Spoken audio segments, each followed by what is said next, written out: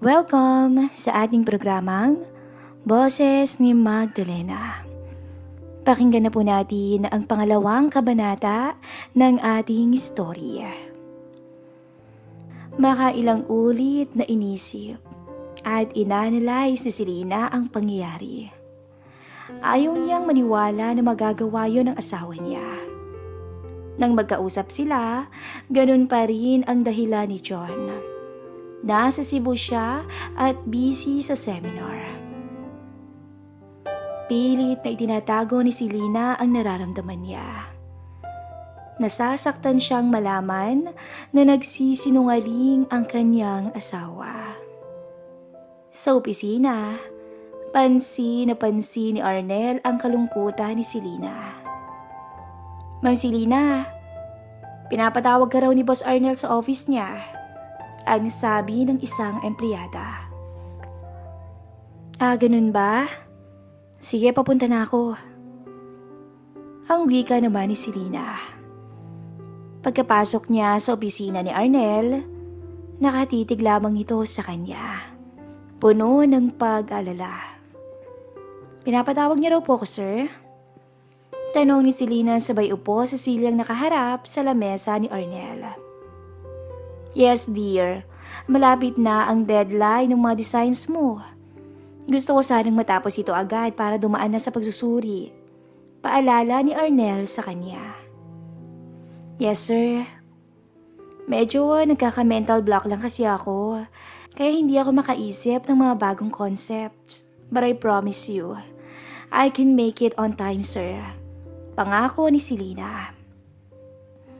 Napayo ko si Arnel at tinitigang maigi ang mukha ni Selena. Selena, lagi ka bang umiiyak? Anong nangyayari sa'yo? Alam kong masayahin kang tao, but now, it looks like namatayan ka ng mahal sa buhay. Hindi na maitago ni Selena ang nararamdaman. Hanggang sa kusa ng tumulo ang kanyang mga luha. Inabutan naman siya ni Arnel ng tissue paper.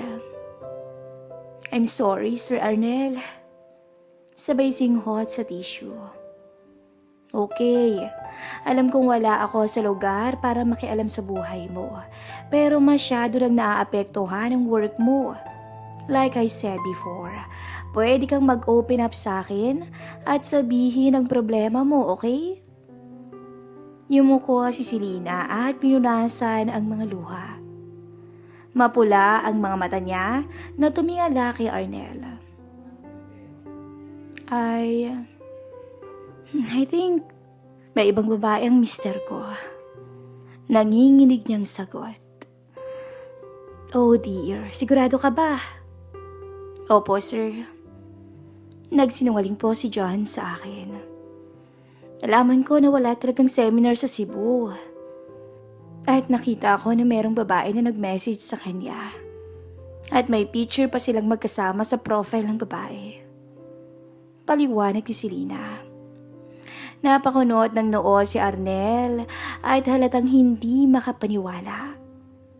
Wow, are you really sure about this? Malay mo, mali ka lang ng akala. Umiling si Selena. No, sir. May kutob talaga ako. Pero hindi pa ako sigurado. Kailangan ko pang makakuha ng sapat na ebidensya kung totoo man. Sana nga nagkakamali lang ako eh. Malungkot na sagot ni Selena. Tumayo si Arnel sa kinuupuan niya at lumapit kay Selena. Halika. Hindi mo kailangang umiyak. Don't think about it too hard, okay? Hindi ka pa sure, so malay mo, hindi talaga totoo ang kutob mo. Just stay strong, okay? Hinaplos ni Arnel ang likod ni Selena para kumalma ito. Sa sandaling yon, yumakap si Selena kay Arnel. Tahimik lamang ito at pinipigilan ng paghikbi. Niyapos rin siya ni Arnel. Ilang segundo rin ang tinagal ng yakap nila at walang kibuan. Tumayo si Arnel at nag-ayos. Dito ka muna para makapagpahinga ka kahit sandali lang. Kukuha lang ako ng juice at towel para ma-refresh ka, okay? Ayokong lumabas ka ng office ko na maga ang mga mata mo. Baka kung ano pang isipin ng mga tao, okay? Nakangiti si Arnel at binuksan ang pinto. Thank you, Sir Arnel. Nakangiti na rin si Selena. See? Yan ang ngiting nagpapasaya sa araw ko. Okay, stay for a while. Sabay kindat kay Selena at lumabas na si Arnel. Tinignan naman ni Selena ang opisina ng lalaki. Malinis ito. Puti ang pintura, may isang mahabang cabinet sa gilid malapit sa glass window at may mga books, papers, magazines at mga trophies. Black and red naman ang carpet sa floor. May ilang mga posters sa dingding about advertisement at mga design concepts. Boss na boss ang dating. Malaki rin ang paghanga ni Selena kay Arnel. Dahil bukod sa mabait ito at maunawain sa mga co-workers, para na rin siyang kuya or uncle ng lahat sa design team. Feel at ease si Selena at pumunta siya sa isang pink na Cleopatra sofa. Humiga muna siya rito. Ilang minuto pa at pumasok na sa loob si Arnel, dala ang 2 bote ng juice at isang puting towel. O ito, punta ka muna sa bathroom ko. Freshen yourself up, okay? Sabay ipasa nito sa towel. Tumayo naman si Selena at ngumiti.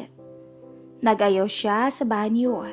Naghilamos at inulit ang makeup, sabay lagay ng pabango. Paglabas niya, nakatitig na sa kanya si Arnel. Napahinga ito ng malalim na animoy sinimsim ang bango ni Selena. Wow, you look amazing, Selena. There you go. Manghang pagbati ni Arnel sa kanya. Thank you po, Sir Arnel. At least nabawasan po yung nararamdaman kong bigat. Ang laki talaga ng utang na loob ko po sa inyo at sa tiwalang binibigay niyo sa akin. Pagpapasalamat ni Selena. Tumayo si Arnel at binukas ang mga braso. Nalaman kaagad ni Selena ang gustong mangyari ni Arnel at niyapos niya ito ng maigpit. Tirapik naman ni Arnel sa likod si Selena at lumabas na agad ang babae. Dumating na rin ang araw na umuwi na si John. Masayang sinalubong ni Selena si John at niyakap ito. Oh, babe. Miss na miss mo na ba ako? Tanong ni John. Oo naman. Lagi kitang iniisip eh. Ang lungkot ko dito sa bahay pag wala ka. Sagot naman ni Selena. Lumabas kaagad sila at namasyal. Masaya ang dalawa at tila nakalimutan ni Selena ang pagdududa niya sa asawa niya.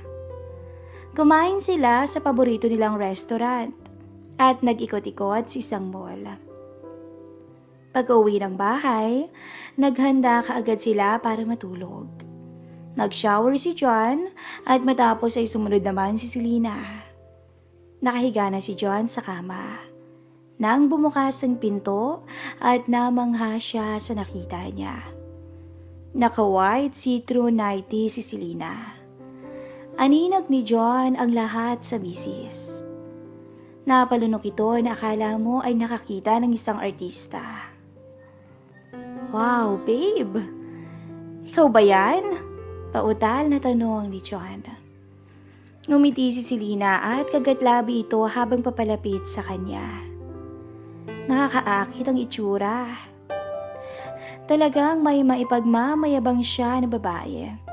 At swerteng-swerte si John dahil siya ang napiling asawahin nito. Nagustuhan mo ba yung surprise ko sa'yo, babe? Malambing na tanong ni Selena. Oo, babe. Kanina pa nga akong kikil sa'yo eh. Sagot naman ni John. Lumapit si Selena at sumampa sa kama. Papunta kay John na nakatihaya pa. Hiniklat ni Selena ang boxers ni John at itinilapon sa sahig. Napakagatlabi pa si Selena na mukhang excited sa mister. Nagsimulang magpakasasa si Selena sa mister. Ilang minuto pa ang lumipas at napansin itong parang wala nang imik ang mister. Tinignan niya ito at nabigla siya nang makitang nakatulog na pala si John. What the hell? Dismayado si Selena at napakamot ng ulo. Mahinang humihilik si John sa harap niya. Hindi na niya ito ginising pa at natulog na lang din siya katabi ang asawa. Kinabukasan, naunang nagising si Selena at naghanda ng almusal nila. Lumabas si John sa kwarto at umupo sa may lamesa. I'm sorry babe, pagod lang talaga ako kagabi eh. Paliwanag ni John at hinawakan ang kamay ng misis. Ngumiti ng bahagya si Selena. Don't worry babe, naiintindihan naman kita eh, it's okay. Tahimik silang kumain.